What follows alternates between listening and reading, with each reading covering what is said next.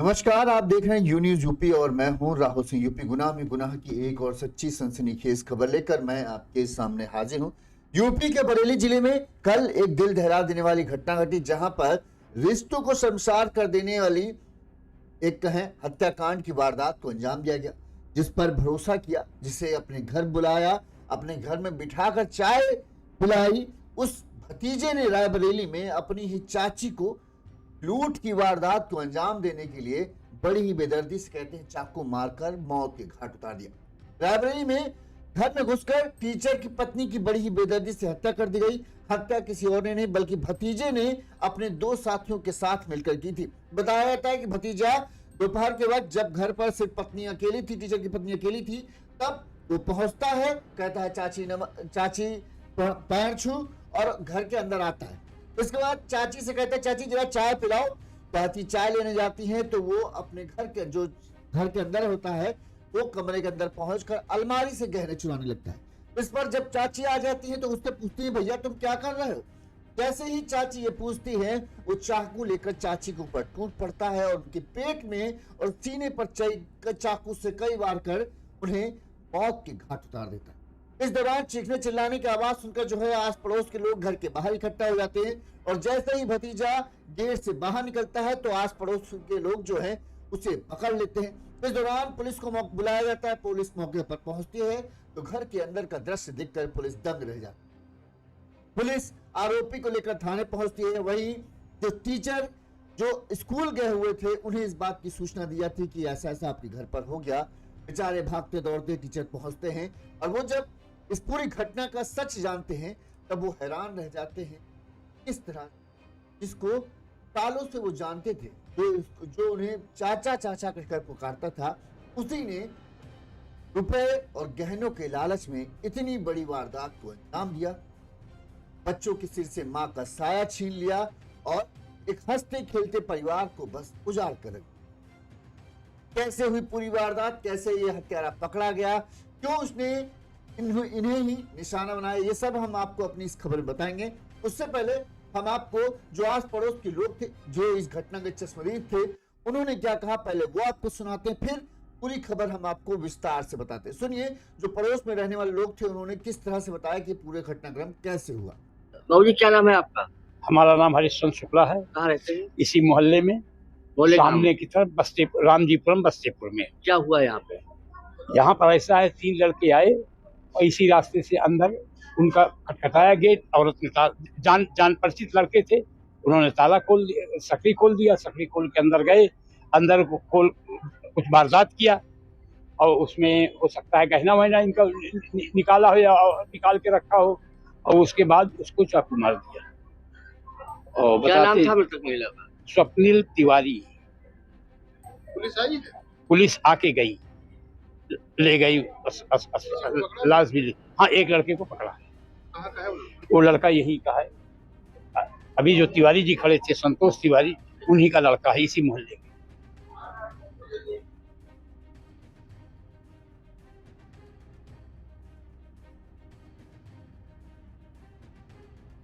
जो आपने सुना किस तरह से उन्होंने बताया, और एक और लोग हैं जो और पड़ोस में रहते थे, उन्होंने क्या कहा वो भी हम आपको सुना देते हैं, फिर हम पूरी खबर विस्तार से बता दें ताकि कोई भी रुकावट ना रहे। ममता वाजपेयी। क्या हुआ यहाँ पे वही लूटपाट करने आए थे लोग, उसी की वजह से मर्डर हुआ है स्वप्निल तिवारी का।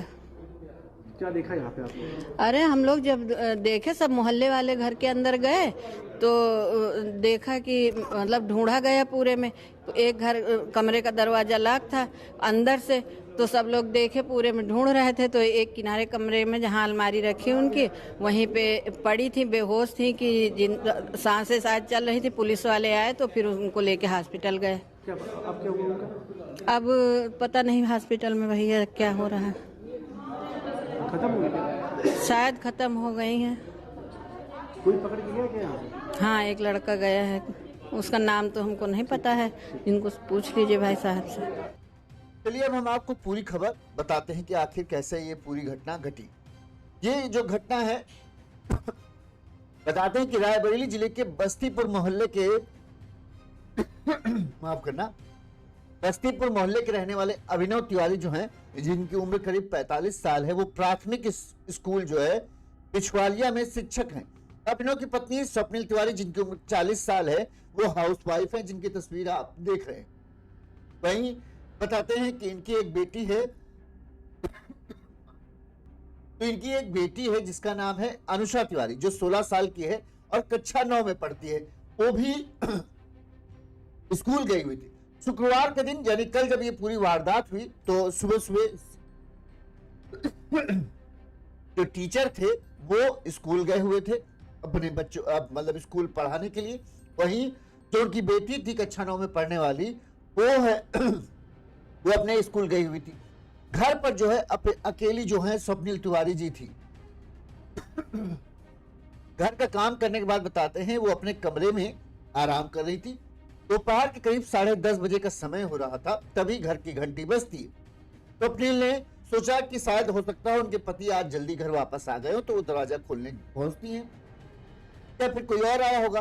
वो दरवाजा जब खोलने पहुंचती है तो गेट के पास देखती हैं कि गांव में उनके रिश्ते में जो भतीजा लगता है गांव का वैभव तिवारी, जिसकी उम्र करीब 25-26 साल के पास है, वो अपने दोस्तों के साथ आया हुआ था।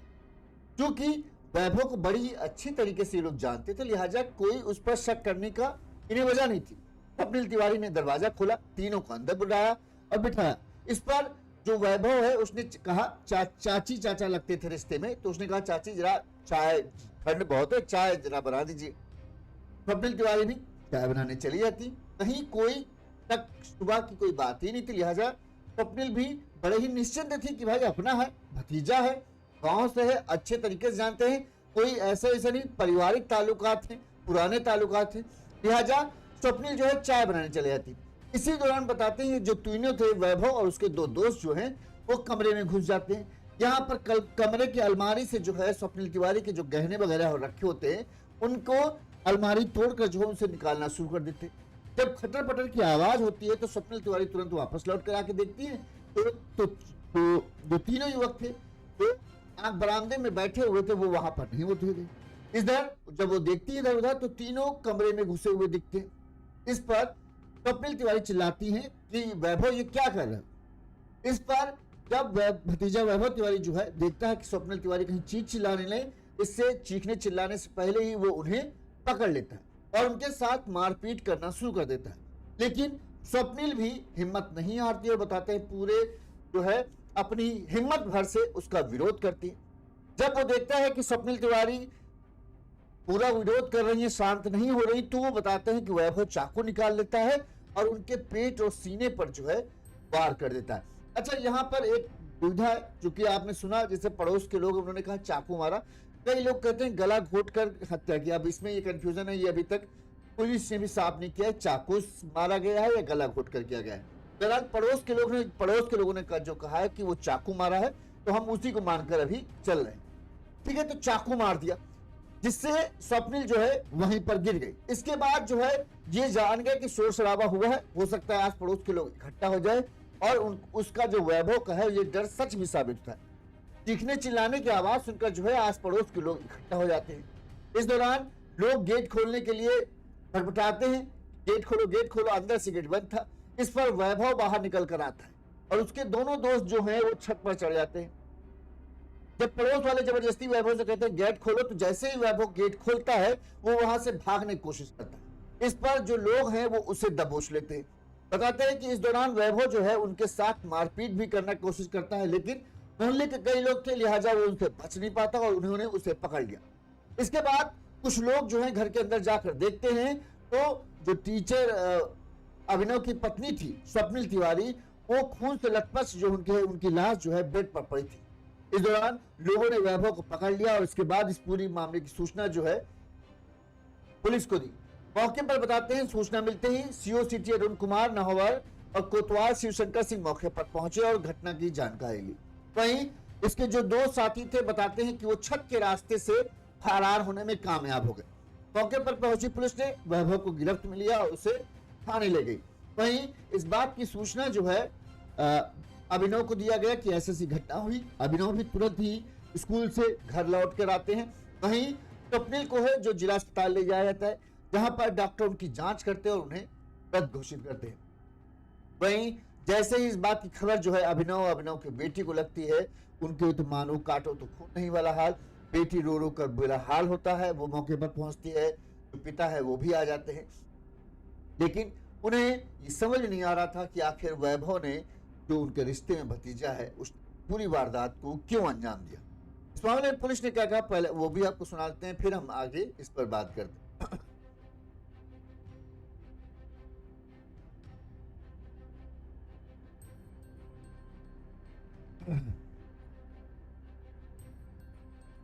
सर, एक महिला की हत्या हुई, क्या मामला था? आज थाना कोतवाली नगर में समय करीब 11:30 बजे एक हत्या की सूचना प्राप्त हुई थी, जिस पर तत्काल थाना कोतवाली नगर पुलिस टीम मौके पर गई। वह घटनाक्रम इस प्रकार है कि जो अभियुक्त है इसके अंदर वैभव तिवारी, वो मृतका व उसके परिवार से पूर्व से परिचित है। वह प्रतापगढ़ में दोनों एक ही गांव से हैं। वो आज आया था घर पर और घर में चोरी कर रहा था, और मृतका ने उसको जब देख लिया तो अभियुक्त द्वारा उसकी हत्या कर दी गई। सर, आरोपी गिरफ्तार हो गया? आरोपी पुलिस हिरासत में है, उससे पूछताछ की जा रही है। पुलिस अब वैभव और उसके दोस्तों से पूछताछ कर रही है कि मतलब वैभव तो पूछताछ कर रही है कि उसके जो 2 दोस्त थे वो कौन है और कहां पर है, उनकी तलाश की जा रही। इसके अलावा पुलिस ने फॉरेंसिक टीम बुलाकर घटनास्थल से सबूत जुटाए, साथ में शव को पोस्टमार्टम के लिए भेजा। वही घटना की जानकारी पर जो बेटी है, मोहल्ले के लोग जो हैं वो सब इकट्ठा हो गए। वहीं जो परिवार के लोग थे वो भी वहां पहुंच गए। बताया जा रहा है पुलिस की जांच के अनुसार ये है कि वैभव के पिता जो हैं संतोष तिवारी और शिक्षक अभिनव के जो है पैतृक गांव वो करहैया नवाबगंज प्रतापगढ़ में है। इसी वजह से दोनों ही पड़ोस के आसपास के रहने वाले हैं और एक ही परिवार से करीब ताल्लुकात है। इस वजह से जो है वैभव रिश्ते में इनका भतीजा लगता था और आना जाना उसका कोई पहली बार नहीं था, पहले भी आता जाता था और गांव की वजह से इसको अच्छी तरीके से जानते थे। इसी कारण से वैभव गांव के रिश्ते से अभिनव का रिश्तेदार और भतीजा लगता था। स्वप्निल भी उसके और उसके परिवार को अच्छी तरह से जानती थी, क्योंकि जब भी गांव जाती थी तो वो मिलता था।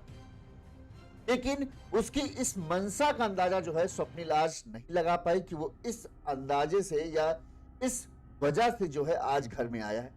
इस मामले में सीओ सिटी अरुण कुमार नहवार ने बताया कि आरोपी वैभव तिवारी जो है वो पूरे परिवार को अच्छी तरह से जानता था। दोनों के परिवार प्रतापगढ़ के एक ही गांव के रहने वाले हैं। उन्होंने पुष्टि की है आरोपी जब घर में चोरी कर रहा था तो महिला ने इसका विरोध किया, जिसमें उसने जो है हत्या कर दी।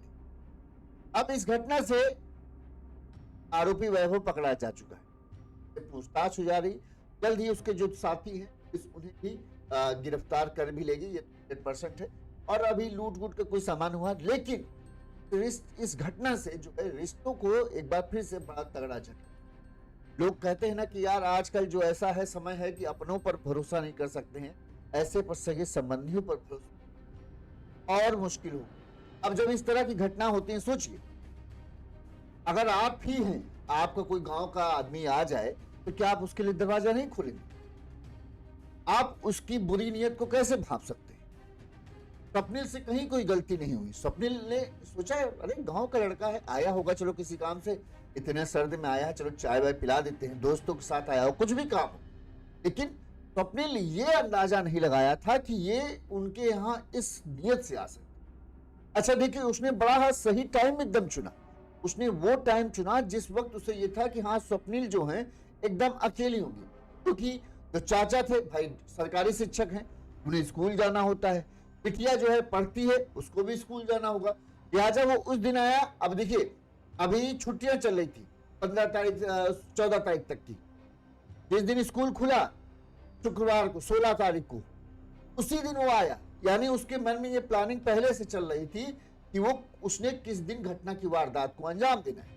अच्छा, उसको इस बात का शायद भनक होगी, या उसने हाल फिलहाल में जब ये गई होंगी, ये लोग परिवार के लोग गए होंगे गांव, तो उन्होंने देखा होगा कि ये थोड़ा संपन्न परिवार लगता है, यानी इनके पास इनके घर में गहना जेवर होगा। तो उसने प्लानिंग बनाया कि बड़ा ही आसान टारगेट स्वप्निल को बनाया जा सकता है। बस उसने उस समय को चुनना है जब स्वप्निल तिवारी घर पर अकेली है, और वो भी चुनना बहुत आसान है। 3 लोगों का परिवार है, कोई बड़ा बुजुर्ग घर पर रहता नहीं है जो घर पे मौजूद हो। पति नौकरी करते हैं, जाहिर सी बात है वो अपनी नौकरी पर जाएंगे। 13-14 दिनों की छुट्टी के बाद स्कूल खुल रहे हैं तो स्कूल उनको जाना पड़ेगा। बेटी भी पढ़ती है तो वो भी स्कूल जाएगी। अब दोपहर के वक्त यानी 10 बजे 9-10 बजे के आसपास सब निकल जाते हैं, तो 10 बजे के आसपास जो 10 बजे के बाद का समय होगा उस टाइम जो है स्वप्निल तिवारी अकेले होंगे। अकेले 3 लड़के 20-25 साल की उम्र के घुस जाए तो एक महिला को काबू कर पाना उनके लिए बहुत ही आसान काम है। उन्होंने यही सोचा होगा कि हम लोग तीनों लोग अंदर घुसेंगे पहले बहाने से, इसके बाद लूटपाट की कोशिश करेंगे। एक आदमी जो है स्वप्निल को पकड़ लेगा, उनको चाकू या जो भी नोक पर रख लेंगे ताकि वो शोर न मचा पाए, और बाकी लोग जो है लूट की वारदात को अंजाम देंगे। ज्यादा कुछ करेंगे तो फिर उन्हें मार भी डालेंगे। शायद उनका मकसद मारने का शायद ना हो, उनको यह हो कि चाकू के नोक पर डरा देंगे तो स्वप्निल चुप हो जाएंगे, फिर डरेंगे नहीं और लूटपाट करके हम लोग चुपचाप निकल आएंगे। लेकिन उन्हें इस बात का अंदाजा नहीं था कि स्वप्निल तिवारी जो है इतना ज्यादा उनका विरोध करेंगे या इतनी बहादुरी से जो है उनका सामना करेंगे। जब वो लूटपाट कर रहे थे उन्होंने उनको मारा पीटा, इसके बाद भी वो चुप नहीं हुई। उन्होंने चीखना चिल्लाना जारी रखा ताकि उनकी मदद आ सके, और उनकी चीखने चिल्लाने की आवाज की वजह से ही जो है आस पड़ोस के लोग घर के बाहर इकट्ठा हो गए। जब उसने वैभव ने मारा पीटा उसके बाद भी चीखना चिल्लाना बंद नहीं, तब वो चाकू निकाल लेता है। चाकू निकाल कर भी वो डराता है पहले कि चुप हो जाओ नहीं तो चाकू मार देंगे। जब स्वप्निल चुप नहीं होती उसके बावजूद भी वो अपनी बहादुरी से अपनी हिम्मत जुटाकर जो है पूरे कोशिश करती है उसका विरोध करने के, किसी तरह से डर कर भाग जाए। लेकिन जब वैभव को लगता है ऐसे चुप नहीं होंगे तो फिर वो उस चाकू का इस्तेमाल करता है और बताते हैं पेट में और सीने में चाकू। इधर उनकी चीख सुनकर जो है आस पड़ोस के लोग तब तक इकट्ठा हो चुके थे। अब वैभव को यह पता था कि वो भाग नहीं सकता है, वो ऊपर से छत के भागता चाहे जहां से भागता, लोग घर के अंदर थोड़ी देर में घुसने वाले थे क्योंकि बार बार दरवाजा पीट रहे थे। लिहाजा जैसे पहले वैभव ने सोचा हम घर के बाहर पहुंचेंगे, हम बताएंगे हम भतीजे हैं, कौन आया इस तरह से कहानी बताएंगे। लेकिन जब वैभव घर के दरवाजा खोलने आता है तो लोग उससे कहते हैं दरवाजा खोलो, क्या हुआ। जब वैभव दरवाजा खोल के निकलने लगता है तो सबसे पहले लोग उसी को पकड़ लेते हैं। वो कह रहा था कि हम भतीजे हैं, हम तो इनके यहाँ के रहने वाले हैं। लोगों ने वो नहीं सुना, उसकी बातों पर भरोसा नहीं किया। सबसे बड़ी अच्छी बात यही की उसको पकड़ लिया पहले, उसके बाद कि पहले पुलिस आएगी फिर तुम यहां से जाओगे। जब पुलिस आती है पुलिस लोगों को समझने में देर नहीं लगती कि इसने पूरी घटना को अंजाम दिया। पुलिस उसको जाती है, उससे पूछती ताछती है तो वो बताता है कि हाँ हमारे साथ 2 और साथी थे, हम लूटपाट के इरादे से करते थे। लेकिन क्योंकि स्वप्निल तिवारी ने जब घटना को अंजाम दे रहे थे तो वो चीखने चिल्लाने लगे, इसलिए हमें उनका मुंह बंद करने के लिए अब अभिनव उनकी बेटी उषा का जो है वो रोकर पुरा। सबसे बड़ा धक्का अभिनव को कहीं इस बात का लगा होगा कि किसी बाहरी ने नहीं, किसी दूर दराज के वो इस कहने कि जिसका हम जानते पहचानते हो ना उसने इस घटना को अंजाम दिया होता था तो शायद उतना ज्यादा अफसोस ना होता। यह होता कि भाई हाँ लुटेरा आया, लुटेरा का काम यही है, लूटेगा या तो मारेगा। एक ऐसे आदमी ने जिसको वो अपना मानते थे, जिसको वो भतीजा मतलब बेटा तरह समझ लीजिए है ना, जिसको चाचा वो जो जिनको चाचा चाचा कहता था, जब गांव में रहते थे तो उनको आंखों के सामने रहता था, उसने उनके विश्वास का इस तरह से फायदा उठाया और इतनी घिनौनी हरकत की जिसकी कल्पना नहीं। आस पड़ोस के लोग भी हैरान हैं कि यार ये बताओ कैसे हो गया, क्या अब कोई भी गांव का आदमी आए तो हम उसको दरवाजा भी ना खोलें। अब ऐसे में लोग कहते हैं देखो वो बड़े आदमी बन गए तो अब क्या है वो गांव के लोगों को, गांव के रिश्तेदार वालों से बातचीत, उसकी वजह भैया यही है। लोगों को डर लगता है कि पता नहीं ये आया है तो उसकी नीयत क्या है, तो मकसद क्या है। जैसे स्वप्निल को नहीं लगा अंदाजा लगा तो उनको लगा था ये तो भतीजा है, आया होगा किसी काम से, चलो दरवाजा खोल देते हैं। उन्हें नहीं पता था इसके दिमाग में क्या खुराफात चल रही है। अब आस पड़ोस के जितने लोग हैं, क्या कोई भी किसी के रिश्तेदार आए तो वो दरवाजा ना खोले। इस घटना ने सबको झकझोर कर रख दिया। अब सबके दिमाग में यही चल रहा कि यार किस पर भरोसा किया जाए, किस पर ना किया जाए, कब कौन दगा दे जाए, उसके ऊपर कैसे हमको पता चलेगा कि ये बुरी नीयत से आया है, ये अच्छी नीयत से आया है, ये हालचाल हमारा लेने आया है या फिर ये हमारा हाल बिगाड़ने के लिए आया है। आजकल का जो जमाना है वो इतना खराब हो चुका। अब सोचिए वैभव लूटपाट करना होता किसी भी घर में कर सकता है, लेकिन उसने अपने ही चाचा चाची को निशान बनाया, क्योंकि उसकी नजर में इनको लूटना आसान था। हो सकता हो कि वो जब इनके घर पहले भी कई बार आया होगा तो उसने ये देखा होगा कि ये कहाँ क्या सामान इनके यहाँ रखा है, लिहाजा उसे लगा होगा कि यहाँ हमें सब पता है, बड़ी आसानी से हम लूट की वारदात को अंजाम देंगे और चले जाएंगे। अच्छा, कमाल की बात है ये कि उसने ये भी नहीं सोचा कि हम लूट की घटना को अंजाम देंगे तो हमें तो सब लोग पहचान ही लेंगे, तो फिर हमारा तो भेद खुल ही जाएगा, परिवार में गांव में बदनामी अलग से होगी। तो यहाँ पर एक चीज या तो ये लगता है कि वैभव आया इस इरादे से था कि हम लूट करेंगे और फिर स्वप्निल को जो चाची होंगी घर पे उनको मार डालेंगे, अगर वो मर गई चुपचाप उनको मार के हम लोग निकल आएंगे, तो कोई सबूत नहीं रह जाएगा कि कोई बताए कौन यहाँ आया था कौन नहीं आया था। लिहाजा इसी वजह से, क्योंकि अगर ऐसे लूट करने का आदमी आए तो ढक के आएगा, ठीक है ना, ढक के आएगा, मुंह छुपा के आएगा ताकि कोई उसकी पहचान न कर पाए। अब खुले तौर पर आया, मान लीजिए वो लूट के करके लेके चला जाए सब सामने, तो स्वप्निल तो पुलिस जैसे है कि बता देंगे भाई हाँ ये वैभव आया था, उसके साथ 2 साथी थे। पुलिस सीधे गांव धड़ाते हुए पहुंचेगी, उसके घर वाले, उसके माँ बाप, उसके भाई बहनों को उठाएगी, उससे पूछताछ करेगी और 1-2 दिन के अंदर में दबोच लेगी। तो अब अगर इस बात पर गौर करें तो ऐसा लगता है कि वैभव का प्लान ये था कि उसने पहले इस चीज को मेक श्योर किया कि वो उस वक्त घटना की वारदात को अंजाम देगा जब एक तो पर कोई ना हो, सिर्फ और सिर्फ चाची स्वप्निल रहेंगे। वो घर पहुंचेगा, चाकू की नोक पर चाची से गहने वगैरह जेवर जो होंगे वो सब लूटेगा और उसके बाद उनको हमेशा के लिए खामोश कर देगा ताकि उसके लिए कोई सबूत न रह जाए और ना ही कोई ये बता पाए कि कौन आया, किसने लूट की वारदात को अंजाम दिया। लोगों को लगेगा यही कि लुटेरे आए थे, लूट की वारदात को अंजाम दिया और स्वप्निल ने जब विरोध किया होगा तो उनकी हत्या कर दी। इससे उसका कोई भेद न खुलता और कोई जान न पाता कि आखिर किसने लूट की वारदात को अंजाम किया। ये तो स्वप्निल की बहादुरी थी कि वो चीखती चिल्लाती रही, जिससे लोग इकट्ठा हो गए और वैभव को भागने का मौका नहीं मिला, वरना वैभव भाग जाता तो किसी को क्या पता चलता कि कौन आया था कौन। लोग तो यही सोचते कोई लूट के इरादे से गुस्सा होगा और सब मामलों में लोग अपनों पर शक भी नहीं करते। उनको लगता है यार कोई चोर डकैत आया होगा, भला कौन अपना आके लूट की वारदात तो करेगा ही करेगा और हत्या भी कर देगा। पूरी प्लानिंग उसकी सही थी, लेकिन जो स्वप्निल ने विरोध किया, जो उस स्वप्निल ने हिम्मत जुटाकर बहादुरी से उन तीनों का मुकाबला किया, चीखती चिल्लाती बराबर रही और पड़ोसी जिन्होंने हिम्मत दिखाकर घर के बाहर पहुंचे और उसे पकड़ लिया, जबकि उसने हाथापाई करने की कोशिश की। 25-26 साल के एक नौजवान को काबू करना इतना आसान नहीं होता, फिर भी लोगों ने हिम्मत दिखाकर उसे पकड़ा। ये उनकी बहादुरी थी और उन्हीं की वजह से जो है इस पूरे हत्याकांड का खुलासा हुआ। वैभव गिरफ्तार है, उसके साथियों की पुलिस तलाश कर रही है और सबको एक सबक मिला कि आजकल हर किसी को शक की नजर से देखना बहुत जरूरी है, क्योंकि कौन किस नियत से आपके घर आ रहा है, आपके घर आता है तो वो आपसे किस नियत से बात कर रहा है ये कह पाना आसान नहीं। उसकी नियत अच्छी है, उसका इरादा अच्छा है, इस वजह से आपके घर आ रहा है, या फिर वो आपके घर पर रेकी करने आ रहा है कि आप कहां कहां सामान रखते हो।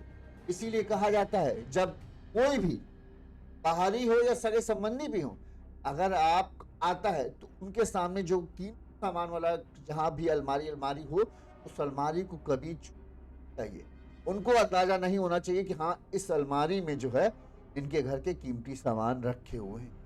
और हो सकता है जब पहले भी वैभव आया जगाया होगा तो इस चीज पे पड़ गई होगी कि इस अलमारी में ये गहना जेवर सब रखते हैं, अगर हम आए और इसको तोड़ ले गए तो फिर हमारा काम बन गया। दरअसल पुलिस ने इस वैभव को तो गिरफ्तार कर लिया, उसके जो साथी फरार हैं उनकी तलाश जुटी है। वहीं अभिनव और के लिए जो बिटिया है 16 साल की, उसके लिए ये नया साल शुरुआत में ही इतना दुख लेके आ जाएगा, इस बात की उसने कल्पना तक नहीं। परिजनों का रो रो कर बुरा हाल है। वहीं ये जब खबर गांव पहुंची है तो गांव के लोग भी सन्न हैं और जो जिनका ये बेटा है वो बेचारे शर्मसार हैं अपने बेटी की हरकत की वजह। इस खबर पर आपकी क्या राय कमेंट करके जरूर बताइएगा। इसी तरह से गुनाह की तमाम खबरें हम आप तक पहुंचाते रहेंगे। साथ ही अगर आपको हमारी खबरें अच्छी लगती हैं और आप हमें किसी तरह से आर्थिक सहयोग करना चाहते हैं तो हमारा फोन पे नंबर स्क्रीन पर फ्लैश हो रहा है, इस नंबर पर आप अपने सामर्थ्य अनुसार, अपनी क्षमता अनुसार हमें आर्थिक तौर पर मदद पहुंचा सकते हैं। हम आपके आभारी रहेंगे। मोती ज्वेलर्स जी ने हमें 700 रुपीज भेजे हैं, विशाल कुमार जी ने हमें 1000 रुपए भेजे हैं, रोहन ने हमें 300 रुपए भेजे हैं। हम आप सभी के आभारी हैं। इसी तरह से आप हमें अपना सहयोग देते रहें और इसी तरह से हम आप तक खबरें जो आपको झकझोर देंगी, आपको अलर्ट कर देंगी, आपको होशियार बनाएंगी कि किस तरह से दुनिया बदल रही है। लोग अब उतने ईमानदार नहीं हैं जितने दिखता है। तो सबको शक की नजर से देखो, सबको ध्यान से देखो और हर गतिविधि पे नजर रखिए ताकि आप अपने परिवार को सुरक्षित रख सकें और आपका परिवार इसी तरह से हंसता मुस्कुराता रहे। देखते रहिए यून्यूज़ यूपी। नमस्कार।